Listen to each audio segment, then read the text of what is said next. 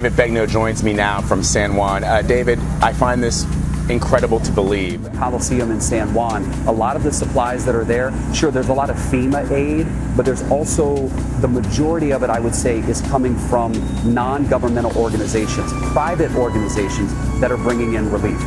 Listen, let me sort of illustrate for you and give you some facts. We paint the broad stroke and say not enough people are getting the aid, but here's what it looks like. There are 350,000 people who live in the capital of San Juan. The mayor says half of those people need food and water, and they need food and water going forward. She's being given aid by FEMA, and when she opens a FEMA box, there's enough for you and I, grown people, adults, to probably eat breakfast, lunch.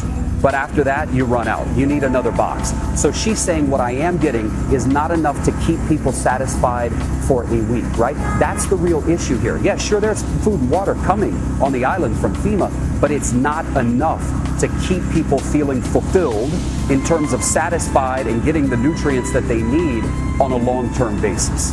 I think, David, as you know, the mayor wearing a shirt that said nasty a couple of days ago in response to something President Trump said about her tells us all we need to know about what you just said, which is that she doesn't really care what people are saying about her. She just wants her people to have some semblance of normalcy returned to them. Yeah, and let me say this to you, Vlad. There's not a whole lot of people talking about politics around here. Nobody's talking about Donald Trump, or for that matter, the squabble between Mr. Trump and the mayor of San Juan. People are simply talking about, if I don't get power at my store, I'm starting to run out of diesel fuel, my business is going to collapse. People are afraid if this economy collapses. One man said, if you think we have a problem now, wait until you see the humanitarian crisis when the economy collapses. The governor says they are on the brink of a liquidity crisis. The governor says one estimate is that damage assessment here, the damage caused, could be as high as $90 billion. Right? So the sense of urgency here cannot be overstated.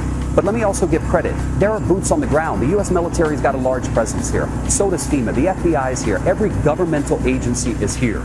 But for whatever reason, it does not appear to be enough. David Begnaud, bearing witness in San Juan, Puerto Rico, as you have been since the very beginning. My friend, thank you very much for that reporting.